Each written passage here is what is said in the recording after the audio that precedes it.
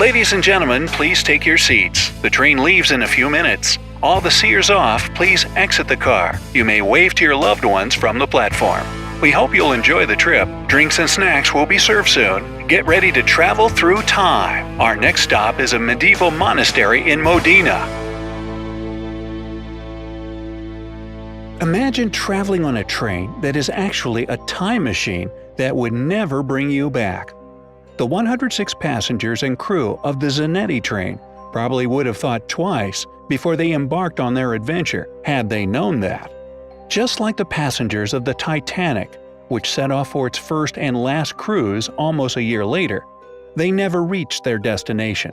The difference, though, is that no one knows what happened to the train.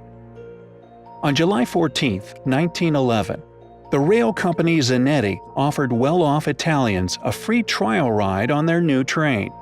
The passengers were enjoying their ride, watching scenic views along the way, making small talk, and enjoying their refreshments. One of the sights they were looking forward to was a new tunnel that went through a mountain.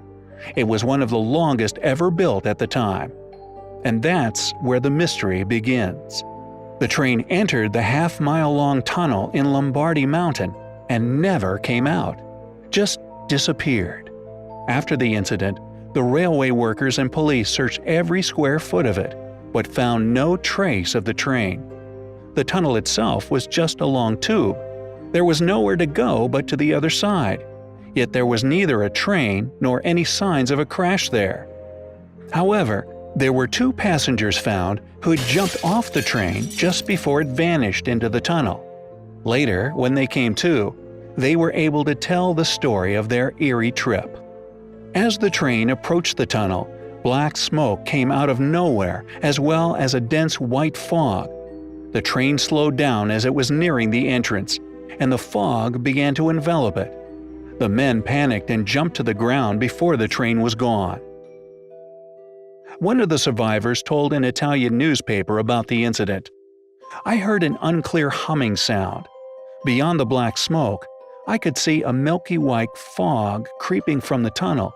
It literally swallowed the train like a wave, and with it the first car of our ill-fated train split open. It became so horrifying. The train was barely moving, so I jumped from the car, and my eyes caught another passenger who jumped at the same time. We both hit the ground hard, and that is the last thing I remember." The injured men suffered from sleeping troubles and other stress disorders for a while. As for the train, it was never seen again. Word spread about the tunnel, and officials thought it was best to close it. Then, the notorious tunnel happened to get bombed during World War II, closing it off forever. No one could come up with a sound explanation for this strange disappearance. Dozens had witnessed the train leaving the station in Rome and entering the tunnel, but nobody saw it come out. But that's not the last time we'd hear about the mysterious train. There are records of medieval monks from Modena who saw a 3-car train with people in it. How could they conceive a huge iron machine puffing clouds of black smoke? A horse was the fastest means of transport at the time. Railroads hadn't been invented yet. Well, they thought it, along with the passengers who they described were clean-shaven and dressed in black. All must be the work of some evil forces. You can say that medieval monks made it up. But here's the thing. Their report was kept in the records of Castasolia, stored by the Sagino family, and one of the survivors of the train had the name Sagino. Then, in the 1840s, there's a report that the Zanetti passengers were seen in Mexico. A psychiatrist in a local hospital left notes saying that a group of 104 Italians were all admitted in a hysterical state. They were all dressed in strange clothes, obviously from a different place, and claimed they were traveling from Rome by a Zanetti train. One of the passengers actually had a cigarette box with a future date of 1907 on it. They say it is still kept in a Mexican museum. The psychiatrist concluded that it was a case of mass insanity, but he failed to come up with any explanation for it. There are no records left of the patients after that. Many years later, the train appeared again in Europe. On October 29, 1955, A three-car, old-fashioned train appeared not far from Zavalichi, a small village in Ukraine. The signalman, Pyotr Ustimenko, saw it moving soundlessly. He reported that he had been on duty that night and suddenly saw a train that wasn't on the schedule. The train was heading without tracks to Gasford Mountain. He thought he was seeing things and rubbed his eyes, but there it was, with shut curtains, open doors, and an empty driver's cabin. Ustimenko had never seen a train like that before, but he knew it was old, definitely a pre-war model. The description he gave was the same as that of the Zanetti. It's unlikely a signalman from a remote town in the USSR would know anything about an Italian train lost at the beginning of the 20th century. Another interesting note about this sighting is that at the end of the 19th century, there was an Italian cemetery built on Gasford Mountain near Sevastopol. About 2,000 Italian soldiers who died during the Crimean War were buried there. Later, a railroad from Balaclava was constructed over the former cemetery, but then was destroyed after the Revolution of 1917 because it was no longer used.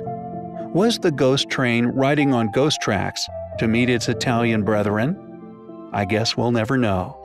And again, this wasn't the last account of the train appearing. As crazy as all this sounds, could there be a scientific explanation of the ghost train adventures? Some believe all the railroads in the world form a sort of connected web that has its own magnetic field. The trains serve as electric conductors between the Earth's natural magnetic field and the artificial one. The conflict between the two forces creates fractures in time with endless holes. This explanation is based on Einstein's theory of relativity and Minkowski's definition of distance. These fractures are called chronal holes. Sometime before the Zanetti train left the station, there had been an earthquake where the tracks were. It's believed the crust fracture, which appeared under Lombardy Mountain, created a time anomaly at the entrance to the tunnel. The train became the link necessary to dig through time and space, and it fell from its time vector where it belonged and could move to other times. So, in layman's terms, it was traveling through time. In case you're already getting goosebumps and swearing off trains forever, rest assured that this isn't something you have to worry about happening to you, because it's just an urban legend. It got so popular that some paranormal enthusiasts devoted years to finding proof of the Zanetti train's existence.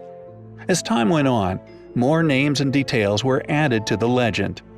However, if you try to look up the rail company Zanetti, Castasolia, the Zangino family, or a signalman named Pyotr Ustimenko, you'll only find links to different versions of this legend. Ghosts and trains make for great stories, but there has yet to be any evidence of a ghost train ever existing. But I don't think that'll stop people from looking for them or telling more stories about them. If you have the time, you can find dozens of stories about ghost trains to keep you entertained.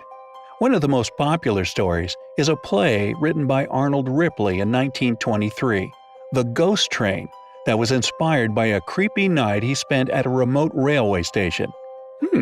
Sounds like a pretty good read. Now, do you know any other urban legends? Let me know down in the comments. If you learned something new today, then give this video a like and share it with a friend. But hey, don't go anywhere just yet.